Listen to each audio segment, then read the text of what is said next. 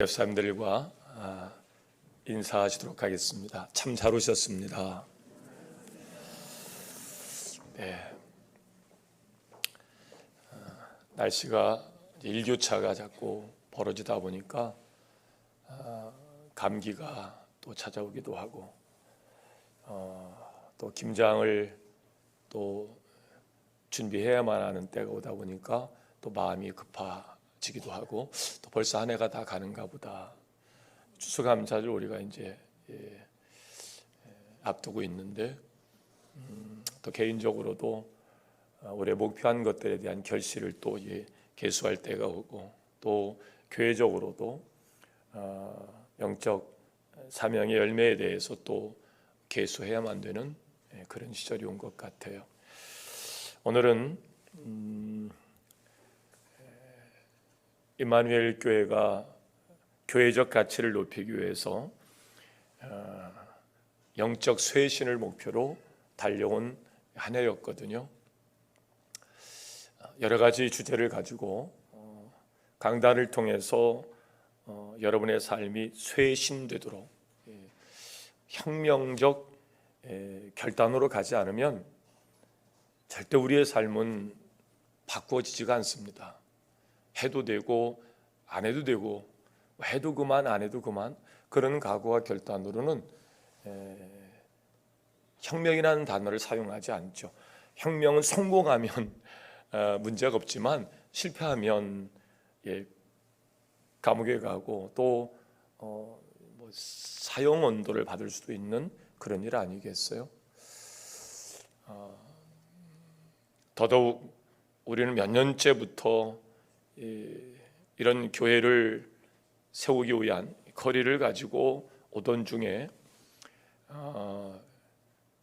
코로나라는 대재앙을 만나게 되고 또 이 일이 결국 그동안 솔로몬에 세워졌던 성전이 무너졌던 이유, 또 그 이후에 포로로 잡혀갔다가 하나님의 은혜 안에서 다시 세워질 수밖에 없었던 그 성전 또한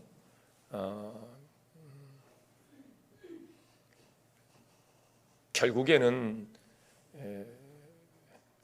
믿음의 사람들의 타락으로 무너지고 끝내 그들은 2000년 동안 그 후손들에게 신앙의 유산이 아닌 저주와 같은 삶을 물려주고야 말죠. 1948년 이스라엘 공동체는 다시 유엔에 의해서 주권국가로 회복이 되지만 하나님 더 이상 이스라엘이라는 나라를 통해서 인류 구원의 역사에 하나님 나라의 확장을 맡겨 일하지 않으시고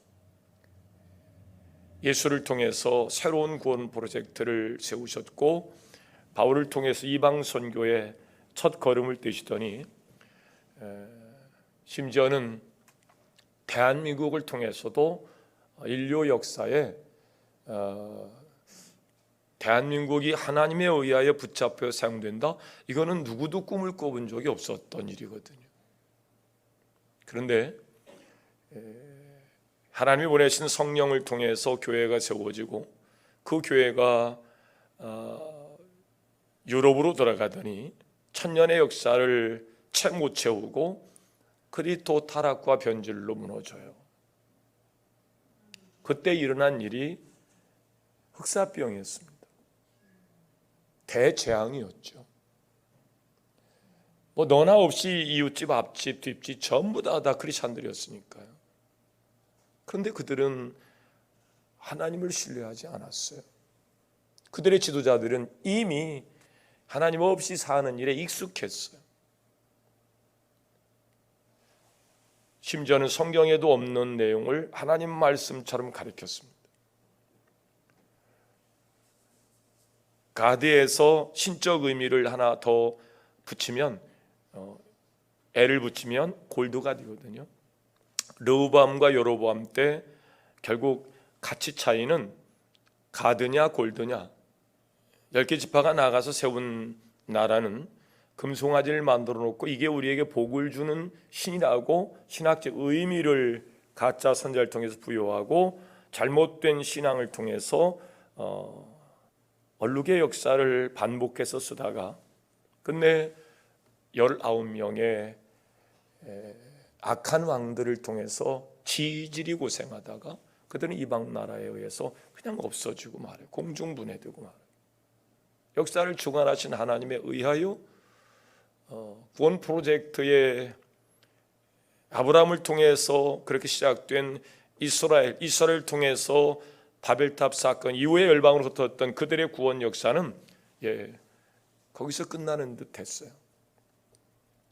그러나 남겨진 남유다를 통해서 풍전등화의 역사였지만 올곧게 하나님 마음에 합한 다윗을 통해서 역사가 계속 이어져 오다가 끝내 그들은 하나님에 의하여 바벨론의 포로로 잡혀가는 또 얼룩의 역사를 씁니다.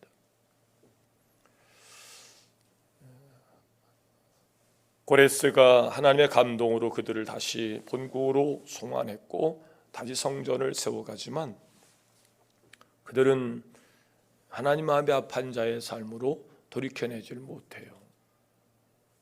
하나님은 말라기를 통해서 성전문을 걸어 잠글 사람을 찾아요. 이 성전 그냥 내버려 두면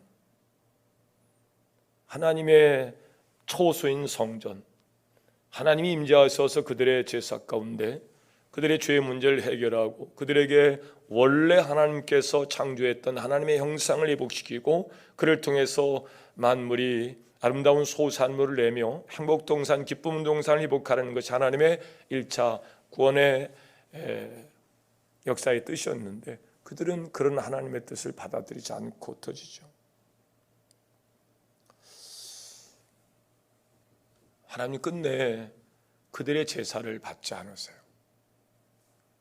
그리고 성전문은 결국 그렇게 잠겨지고 맙니다. 400년 동안 하나님은 어떤 선지자도 그들에게 보낸 적이 없어요. 또 어떤 말씀도 하신 적이 없었어요. 우리가 제일 괴로운 것이 신앙생활하면서 하나님 말씀을 못 듣는 거예요. 이런저런 상황으로 신앙생활을 못하게 되는 경우, 신앙생활을 해도 이런저런 이유로 하나님의 말씀을 못 듣는 경우가 생길 수 있어요. 교회에 분란이 있다든지 또 교회 안에 어떤 일로 목사가 강단에서 말씀을 선포해도 그 말씀이 하나님 말씀처럼 들려지지 않을 때가 있어요. 이 신앙이 큰 위기거든요. 구조적으로 그럴 수 있고 개인적으로 영성이 그럴 수 있어요. 그들은 400년 동안 하나님 말씀을 못 들어요. 그러니까 영적인 존재가 영이신 하나님께로부터 오는 말씀을 통해서 영혼이 잘 되고 범사가 잘 되고 강건한 축복을, 다시 하겠습니다. 영혼이 잘 되고 범사가 잘 되고 강건한 축복으로 가야 되는데 하나님과 관계와 교제가 단절된 상태에서 영이신 하나님을 영적 존재가 못 만나는 거예요. 그것만큼 어려운 것이 있을까요? 그래서 심각한 구조적 오류에 빠지게 됩니다. 그러다 보니까 얼마나 영적으로 답답하겠어요. 그래서 일어난 일들이 불안, 염려, 초조, 근심의 문제예요. 그래서 발달하는 것이 종교성입니다. 그래서 다스리라고 한 소나무한테 가서 나를 좀 다스려달라.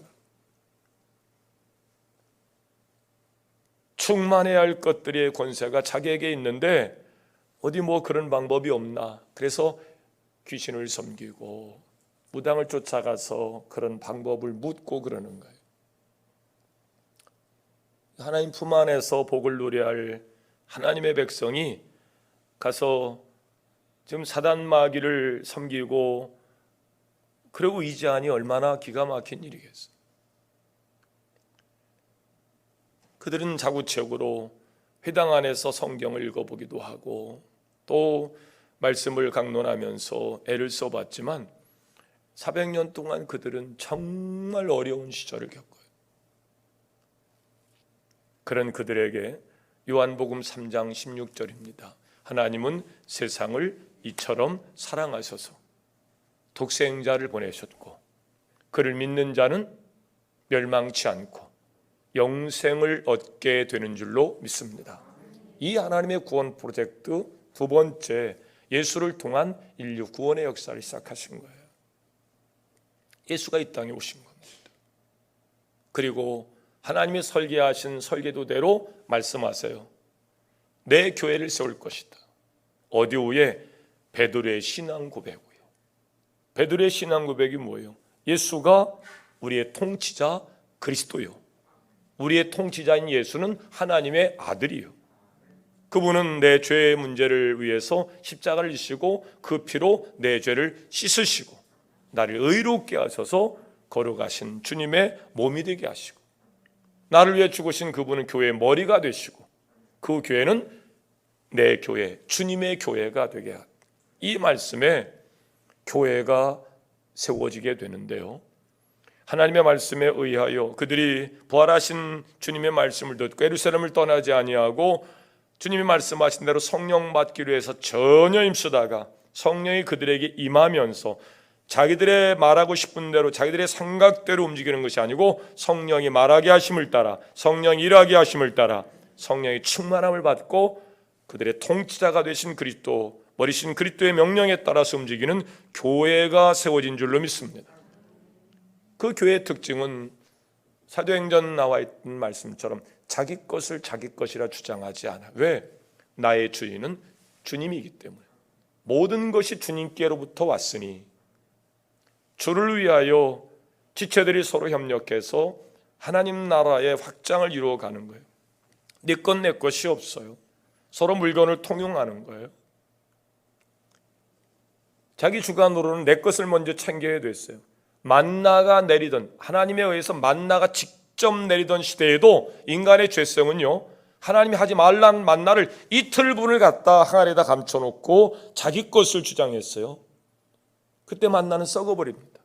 만나는 하루에 하루치만, 안식일에 일할 수 없으니까 그때는 이틀치가 보관됩니다만 만나는 하루예요. 그렇게 하나님이 시퍼렇게 눈을 뜨고 만나로 반석에 물을 내쉬며 역사할 때도 인간의 죄성은 만나를 갖다 감췄던 적이 있었어요. 근데 성령이 그들에게 임하시자 그들은 내 것 내 것이 없었어요. 서로 그냥 통용하는 거예요. 그게 교회예요. 그 성령의 역사에 의해서 교회가 태동되어지고, 그 교회는 그 로마의 압제 아래 단두대에서 별의별 이 껍질을 말이죠 벗겨 죽이는 일들이 대단해서, 그런데도 불구하고 영적인 존재가 영이신 하나님을 만나는 순간 예수 생명을 가지고 영생에 이르긴다는 사실에 확신하면서 육신을 입고 사는 짧은 삶에 연연하지 않아요.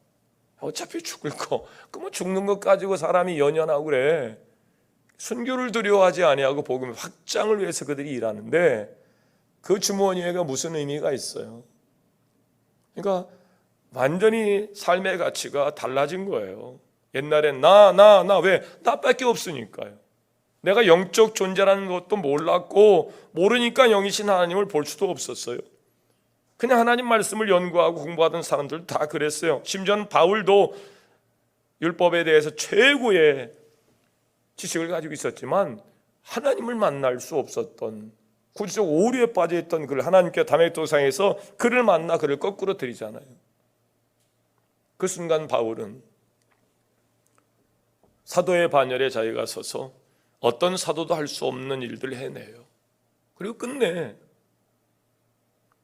형장이 이슬로 사라지면서 하나님이 자기에게 주신 사명을 감당하는 일들로 그의 생을 마칩니다. 그게 성령 받고 교회된 사람들의 삶이었어요. 근데 어느 순간 또 시간이 지나가고 이 복음이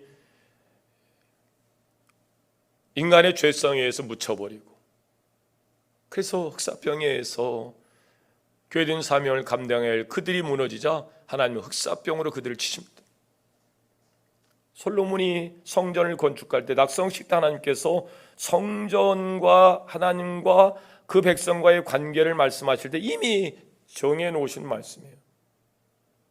하나님의 이름을 일컫는 백성들이 하나님의 처소를 삼고 역사하시는 성전에서 그들이 하나님의 이름을 부를 때에 하나님께서는 하늘문을 여시고 그쳤던 이루스를 내리시고 메뚜기 떼를 물리치시고 전염병을 고치시고 그 땅을 치유하시겠다는 거예요.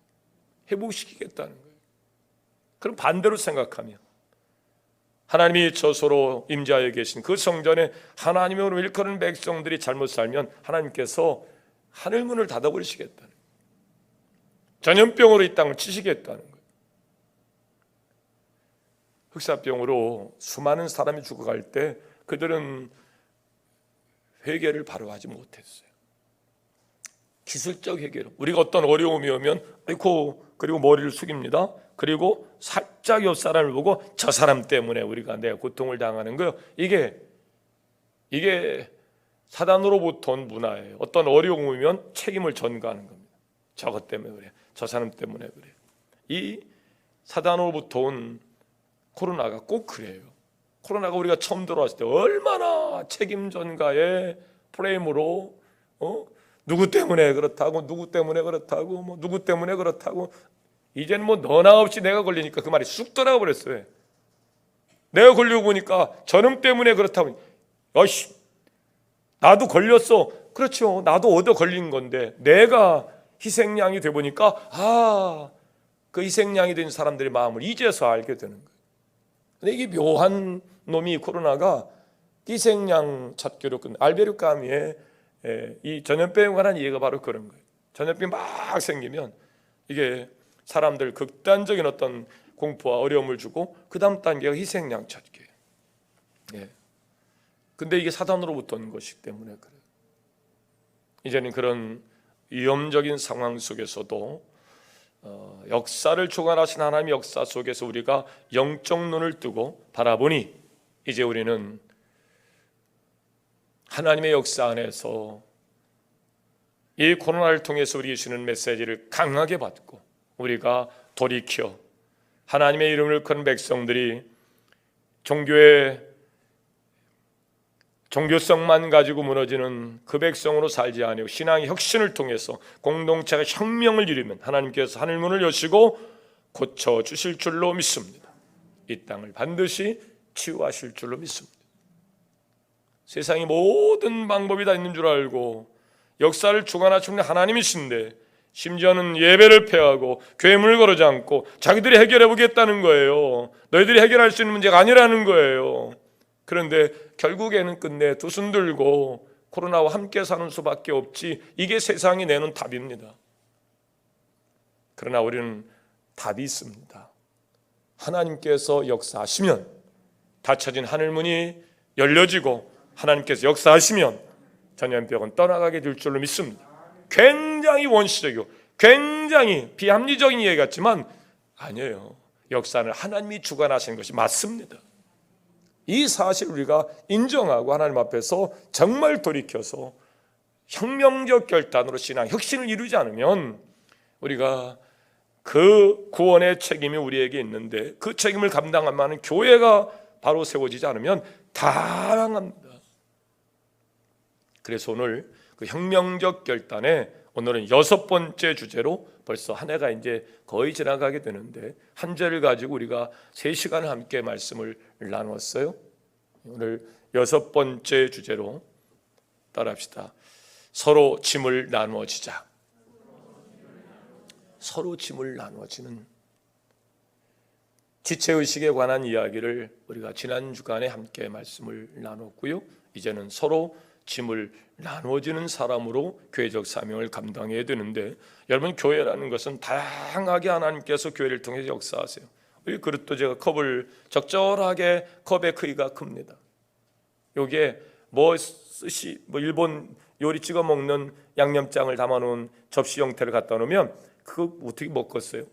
거기다 큰 그냥 항아리 갖다 올려놓으면 또 얼마나 불편하겠어요. 적절하게 물을 담을 만한 용기에 컵이 올려놓으니까 딱 좋죠. 교회도 마찬가지.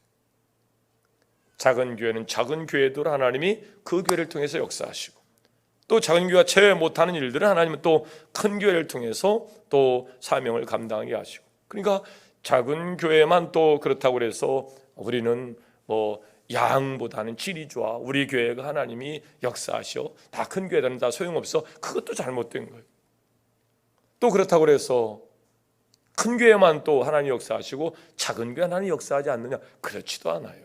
하나님은 다양하게 역사하기 때문에 교회를 크기에 비례해서 좋은 교회, 나쁜 교회, 뭐 교회 또 뭐 교회가 아닌 거 이렇게 구별할 수는 없는 거예요. 왜냐하면 작은 교회든 큰 교회든 교회의 주인은 그리스도인 줄로 믿으시길 바랍니다.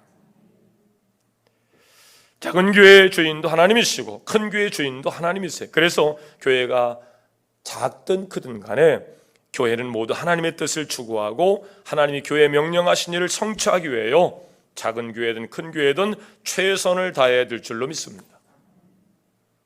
우리 작은 교회가 목표를 세워서 큰 교회가 되는 것을 교회의 표로 걸고 큰 교회로 가자, 이것을 목표로 삼기보다는 따라합시다. 교회가 되자. 이것이 큰 교회든 작은 교회든 목표가 되어야 되는 거예요.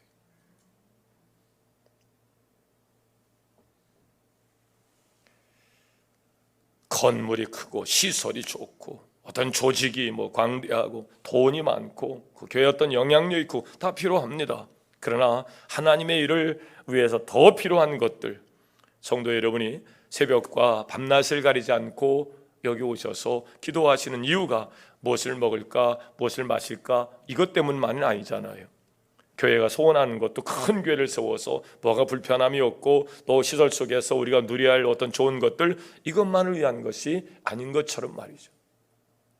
그래서 교회는 작든 크든 주님이 주인 되는 교회, 하나님의 마음을 시원하게 해드리는 교회, 그런 교회로 우리가 목표를 삼고 전진해 가야 되겠죠. 교회는 하나님의 목표를 이루어야 할 책임이 분명 교회에 있어요. 그런 이유로 교회가 세워졌기 때문에 그래요. 어느 누구도 그 책임에서 제외된 사람은 교회가 될 수 없는 겁니다. 오늘 교회로 부르심을 받은 여러분이 그 책임을 외면해서도 안 되고 또 기피하거나 거부할 수도 없는 거예요. 교회란 변명이나 개인 사정에 의해서 자기 마음대로 행동하는 것이 아니고 머리 되셔서 우리를 푸른 초장으로 질만가로 인도하시며 또 하나님의 뜻을 이루는 지상명령의 최선두 자리에 서셔서 우리를 끌고 가시는 주님의 말씀에 따라합시다. 아멘. 아멘. 그 말씀에 순종하여 걸어가는 것이 교회의 역사요, 교회의 사명입니다. 이미 교회로 부름을 받은 그 시간부터 인생의 목표와 삶의 방법들이 달라져 가는 거예요. 수정되는 거죠. 변경되는 겁니다. 이미 교회로 부름을 받은 여러분들, 아마 여러분의 삶의 가치가 분명 달라질 것이라 생각이 되는데, 그래서 교회를 그냥 왔다 갔다 하는 정도의 신앙, 종교인에서 머무르지 마시고 이제 여러분에게 하나님이 말씀하실 때 그 말씀이 들려져서 방금 말씀하신 대로 아멘으로 그 말씀에 순종하면서 그 길을 걸어갈 때 성령이 우리를 도우시며 천사들을 통해서 하나님이 우리가 그 사명을 감당할 수 있도록 이끌어 가시는 줄로 믿습니다. 그럴 때 우리 신앙생활은 기쁨 동산, 행복 동산이에요. 왜 교회로 부르시고 우리를 모이게 하셨을까? 교회는 혼자 일하는 곳이 아니에요. 우리 몸에 손만 있다면 우리가 그걸 기형적 교회라고 그래요. 그래서 교회는 골고루 우리 몸에 어떤 장기가 고장나면 그래서 온 몸이 몸살을 앓게 되죠. 그래서 교회는 그런 지체의식 속에서 각 지체들이 연합해서 멋진 그리스도의 명령에 따라서 일사불란하게 움직이는 교회가 되기 위해서 우리는 각자 서로에게 주어진 책임들을 다하면서 함께 협력하고 협조하고 연합해서 한 길로 가야 될 줄로 믿습니다. 그 교회가 좋은 교회예요. 그러니까 오른손이 어려울 때는 왼손이 도와야 되는 거예요. 자동적으로 우리가 물건을 혼자 한 손으로 들을 때는 그냥 가볍게 듭니다. 혼자 한 손으로 들을 수 있는 것을 두 손으로 들면 불편하지요. 근데 두 손으로 들어야 할 것을 혼자 한 손으로 들으면 어려워요. 자동적으로 몸이 반응합니다. 이걸 혼자 들 수 있는 것이 아니기 때문에 맞드는 거예요. 이게 자동적으로 되는 거예요. 아이고 저 권사님 요즘 너무 어려워. 그러면 자동적으로 함께 나오셨던 어느 한 권사님이 권사님 그거 맞잡읍시다. 같이 합시다. 부뚜막에 소금도 집어넣어야 짜고 배찍장도 맞들면 가벼워지는 거예요. 뭐 굳이 그렇게 안 해도 되는데 말이죠. 맞잡은 그 손이 하나님이 기뻐하시는 손이기에 우리 신앙생활은 그러면서 우리 활력을 또 찾게 되고 또 감사를 더하게 되는 거예요. 여러분 사도 바울은 갈라디아 교회 성도들에게 이렇게 말씀합니다. 2절에 너희가 짐을 어떻게 지라고요? 서로 지라. 짐을 서로 지라는 거예요. 이것은 오늘 우리 교회 공동체의 할 책임인데요. 그러나 현대교인들은 짐을 서로 나눠지려 안 하고 교회적 사명이 뭔지 모르니까 구원에만 집착해서 구원받는 방법에 대해서는 아주 굉장히 많이 연구하고 굉장히 많이 들어왔어요.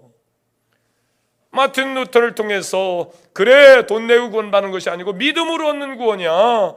여기에 환호하고 여기에 열광했습니다. 그래서 구원받아서 어떻게 하자는 겁니까? 예수를 모를 때, 구원받지 못했을 때, 육신에 처했을 땐 그렇게 산다 하더라도 구원 이후에는 우리의 삶의 가치가 달라지고 영적 눈을 뜬 이후에 어떻게 살라는 겁니까? 아직도 영적 어린아이와 같이 삶을 살겠냐고요. 구원받은 이후의 삶에 대한 가치를 우리가 그동안 잘 못 배웠어요. 거기에 눈을 뜨려 하지 않았어요. 왜? 그거는 책임이 따르기 때문에 그래요. 그냥 하나님께서 모든 것을 전부 다 100% 하나님의 선행적 은총으로 우리를 구원하고 살리신 이 은혜가 너무 크고 감사한 거예요. 나 구원받았네, 너 구원받았네, 우리 구원받은 이 찬양에만 심취하고 환호했지 구원받은 이후의 삶에 대한 하나님이 우리에게 원하시는 책임에 대해서는 잘 가리키려 하지 않았어요. 또 잘 배우려 하지 않았어요. 그래서 교회에 대한 일에 익숙하지 않아요. 회중으로서는 모이기는 잘하는데 모여서 교회적 사명을 감당하는 일에는 어려워해요. 한 세대가 가고 또 한 세대가 지나가고 이제 서너 세대 지나가다 보니까 그 성령 받고 교회된 사명을 감당하며 그렇게 벽돌 2장만 어긋내도 교회가 세워졌던 역사, 벽돌 2장이 지가 알아서 꿈틀거려서 교회가 세워졌답니까? 아니죠. 정말 누군가의 희생과 헌신을 통해서 그렇게 아름답게 교회가 세워졌던 그 수고와 땀들은 어느 순간 묻혀버리고 서로 짐을 지지 않으려는 이런 비본래적인 것에만 집중하고 본질에 떠난 신앙인의 삶을 자꾸 찾다 보니까 찾아지는 거예요. 아, 신앙생활이 이렇게 해도 되겠구나. 다시 무너졌던 시대에 인본주의적 사고가 교회 안에 쑥 들어버렸어요. 그게 바로 자기 소견에 오른 대로 신앙생활하는 겁니다.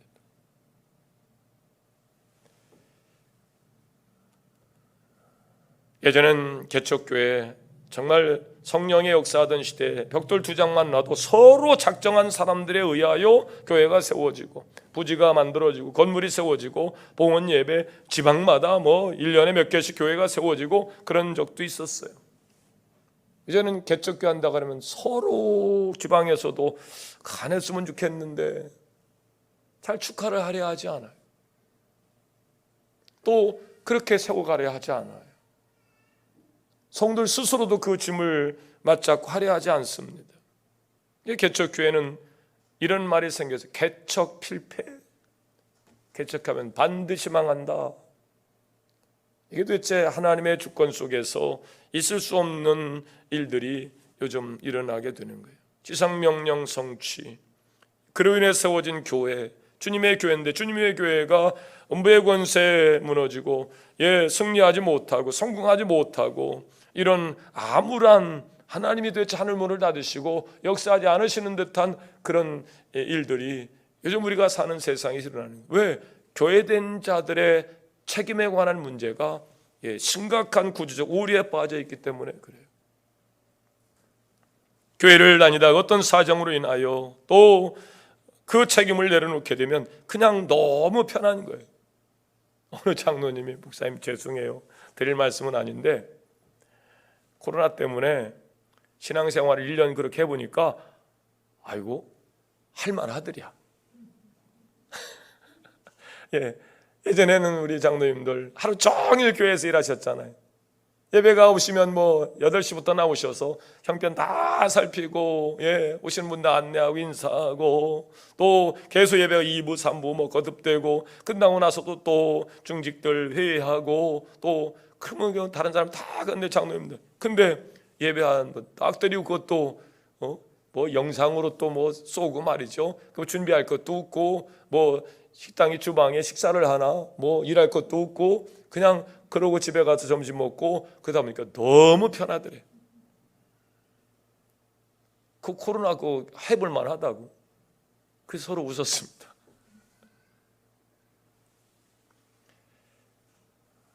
사명을 한번 내려놓으면요, 그거 다시 그 사명 어깨에 지고 가기가 너무 어려운 거예요.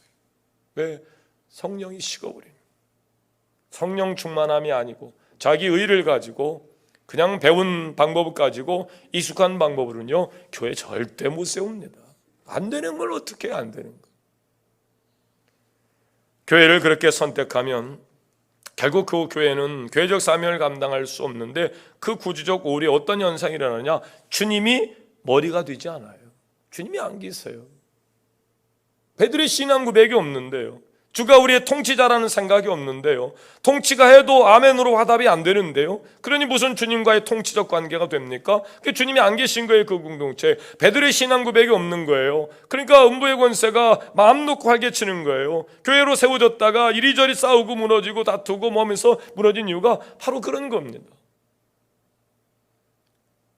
하나님이 설계하신 그 설계도 가지고 세워진 교회가 아니기 때문에 그래요.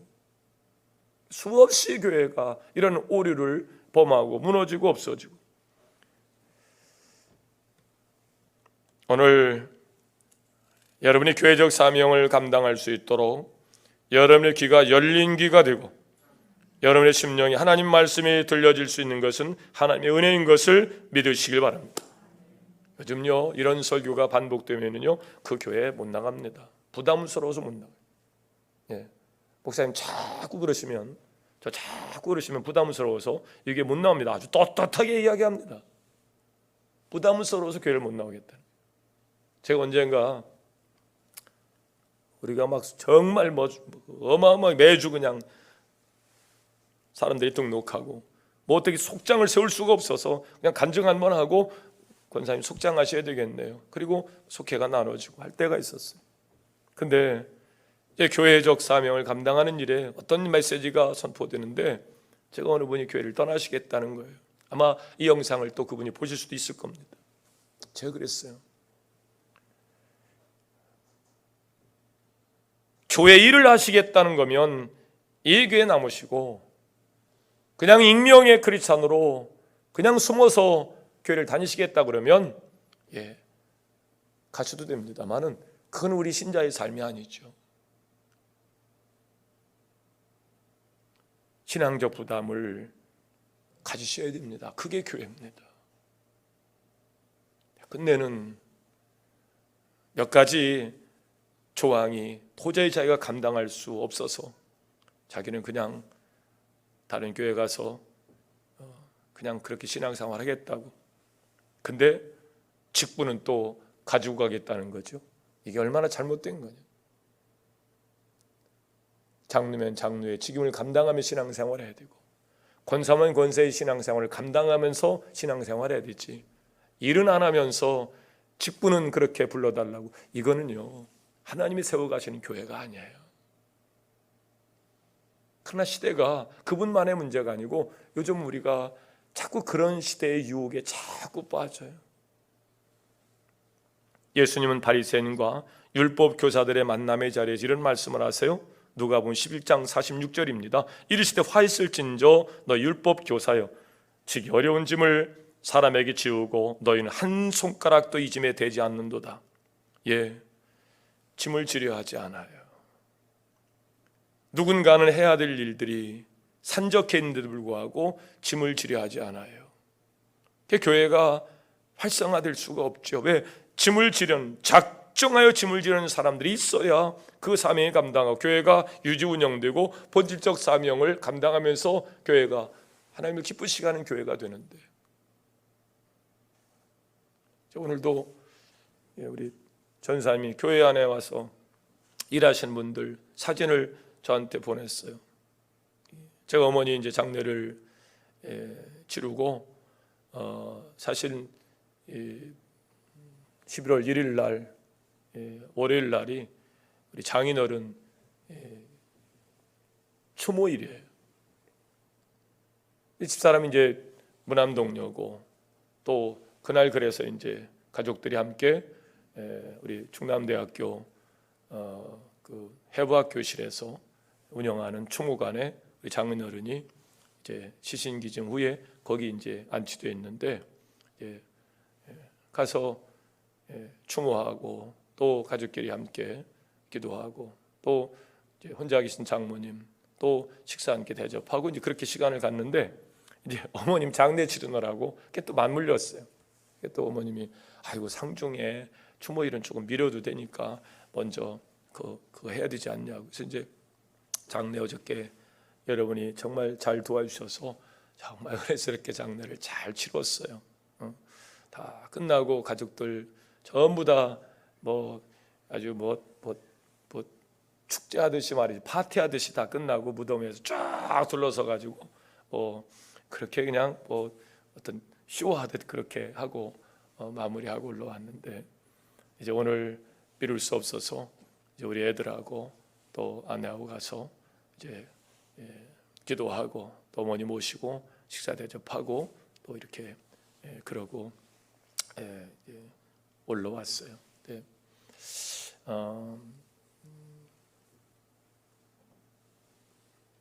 혼자 계신 어머니 뵐 때마다 도리적 책임을 다 못하는 또 마음에 또 어떤 좀 걸림이 또 저한테 있어요.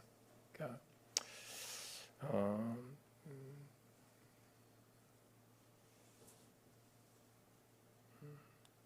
네.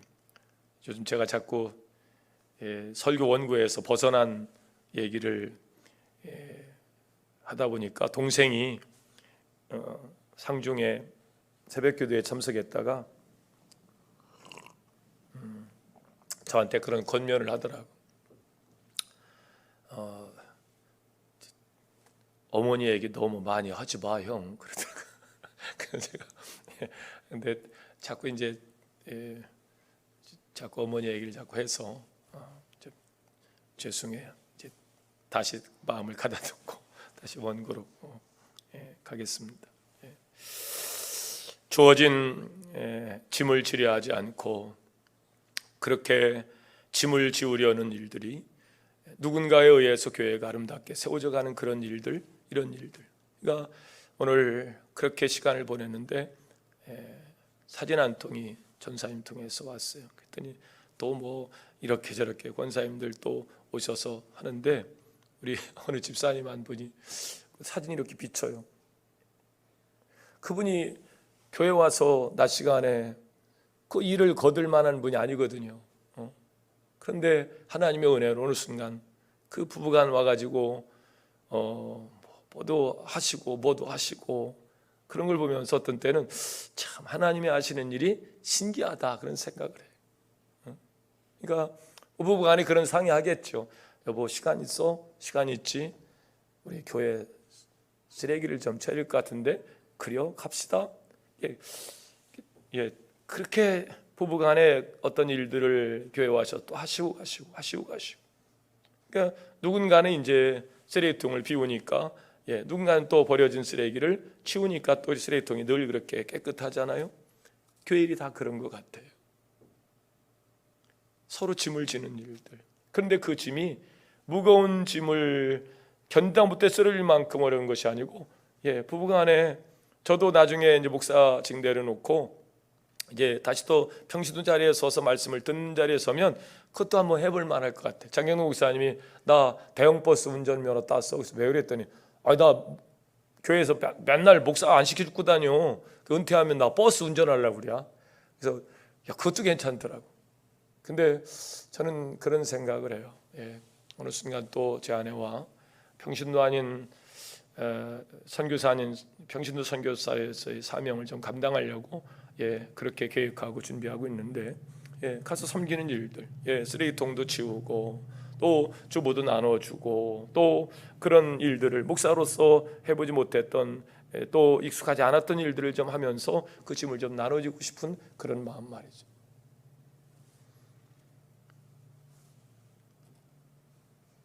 그 사랑이 율법을 완성하는 일이고 그리스도의 법을 성취하는 것임을 믿으시길 바랍니다. 그렇게 교회가 세워져 가는 거예요.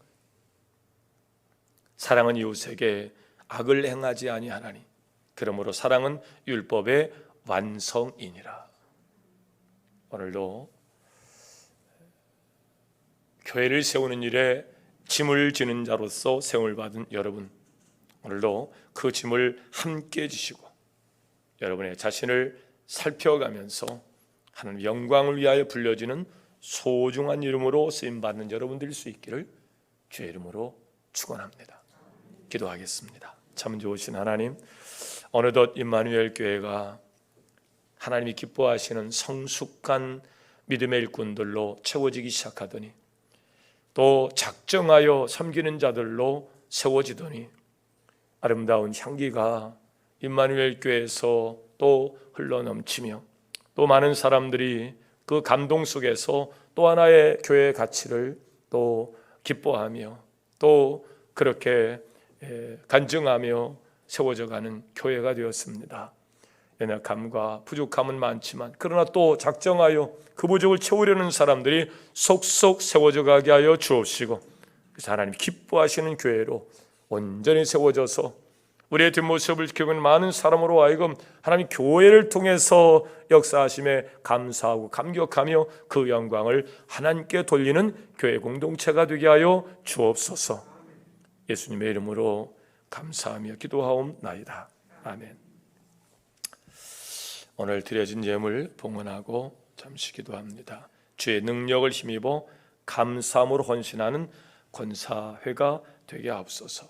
우리 김옥자 권사님, 우리 권사 주간 예배에 감사함을 드렸습니다. 주님의 몸된 교회를 세우는 일에 귀하게 쓰임받는 권사회가 되게 하옵소서. 권영진 권사님 예물 드렸습니다. 기도하겠습니다. 참 좋으신 하나님, 오늘도 한 걸음 한 걸음 우리 말 한마디가 또 행동 하나하나가 헌신하는 그 하나하나가 하나님을 기쁘시게 하는 일로 많은 사람들에게 교회의 가치를 말하며 또 그 교회의 가치를 온전하게 한 일들로 쓰임받게 하시니 감사합니다.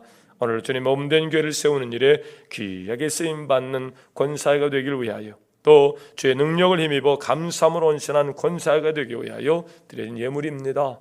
그 손길과 그 결심을 하나님께서 기억하시고 사용하시되 하나님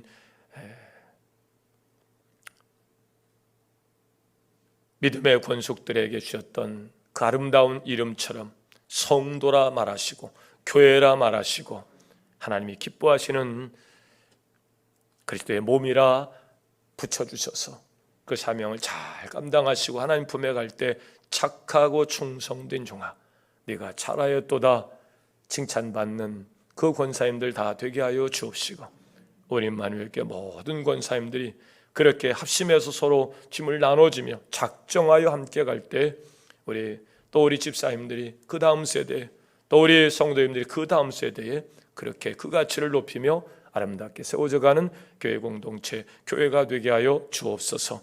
예수님의 이름으로 축복하고 기도하옵나이다. 아멘.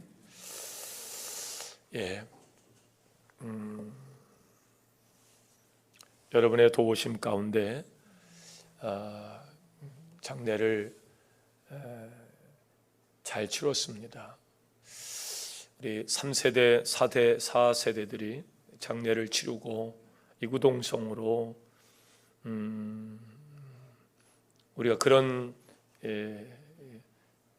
가문의 신앙인으로서의 신앙 유산을 물려받은 것에 대해서 며느리들이 또 그렇게 아름다운 고백을 줄줄이 계속 이어서 단톡방에 남기고 그 임종 예배가 실시간으로 또 이렇게 방송되는데 그걸 이제 그 자기 집에 우리 지금 그 시가에 그 우리 어머님의 어머님이죠. 예.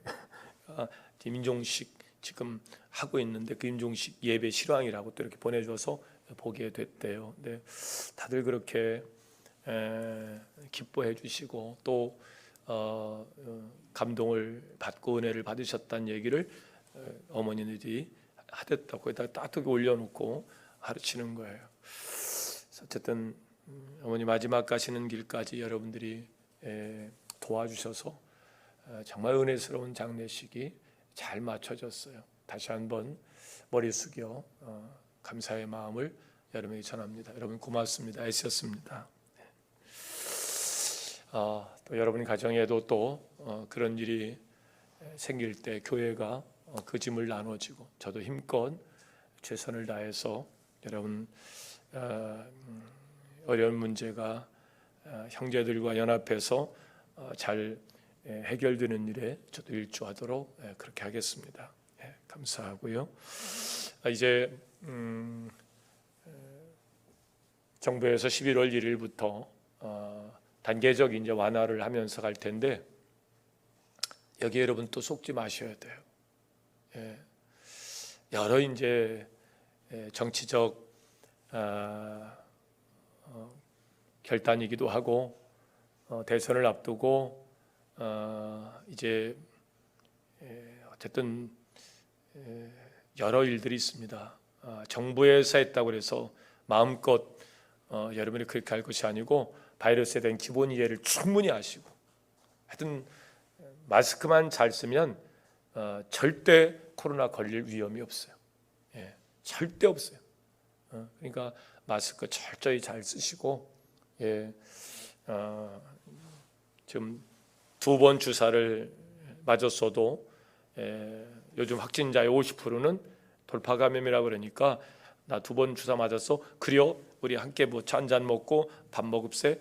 그래도 한 번 더 이렇게 좀 주의하시면서 신뢰할 만한 가족이라든지 또 이런 사람이 아니면은 좀 주의하는 것이 당분간은 좋습니다. 그래서 서로 좀 조심해서 또 이런 일들이 또 어려움이 되지 않도록 서로 협력해야 될 것 같아요. 그리고 이제 어린아이들이 문제인데 어린아이들이 주사를 안 맞는데 또 주사를 맞아야 되겠다고 지금 그러는데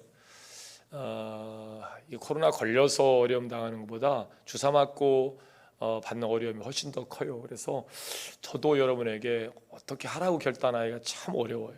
지금 여러 이제 다른 나라에서 일어나는 일들은 이런 저항 운동, 그 주사 안 맞겠다, 뭐 이런 일들, 정부에서도 그 주사에 대한 후유증을 충분히 홍보하고 거기에 대한 대책을 좀 책임져 줘야 되는데 아니라고만 후유증이라고 해도 아니라고만 자꾸 얘기하고 빠져나갈 구멍만 얘기하지 거기에 대한 책임을 잘 안 져주니까 부모들이 많이 좀 마음고생이 심하신 것 같아요. 어쨌든 지혜롭게 여러분 해 가셨으면 좋겠습니다. 당분간은 우리가 뭐 그렇다 하더라도 바이러스가 정치적으로 해석이 되거나 어떤 그렇게 인용되지 않도록 우리가 스스로 조심하고 당분간 교회 안에 식사는 금하도록 하겠습니다. 제 예측으로는 내년도 어려워요. 그러니까 교회에서 김장을 조금 하시려고 하는데 교회 김장은 올해 하지 않으시는 것이 더 좋을 것 같아요. 지난번에 했던 김장도 그게 묵은지가 돼가지고 요즘 그거 갖다가 제가 먹는데 엄청 맛있어요. 저 혼자 그걸 지금 3년째 해결해 가는 것 같은데 교회 김장은 하지 않으시는 게 좋을 것 같고 그러면 또 담임자 김장은 어떻게 하느냐, 여러분 김장 하시다가 한 통씩 갖다가 주시면 제가 잘 먹겠습니다. 그러고 보니까 김장 가져오라는 얘기로 광고가 끝나는데 속회 모임은 정상화하시되 속회 모임에 다과는 절대 하지 마시고요. 하나님 말씀만 서로 나누고 그렇게 하는 것으로 했으면 좋겠습니다. 교회 학교를 다음 주부터 예배의 복을 부장들에게 당부했는데 추수감사 지나고 11월 넷째 주부터 예배 정상화할 수 있도록 그렇게 해주시길 바랍니다. 다른 광고 말씀 또 없으시죠? 네, 예.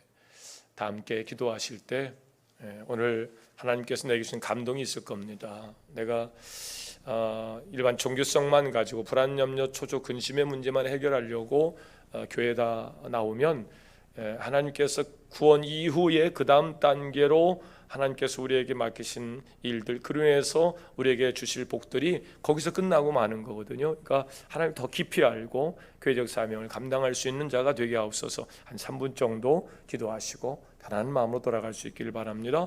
우리 주님의 이름을 우리는 함께 기도합니다. 주여, 주여, 주여. 할렐루야.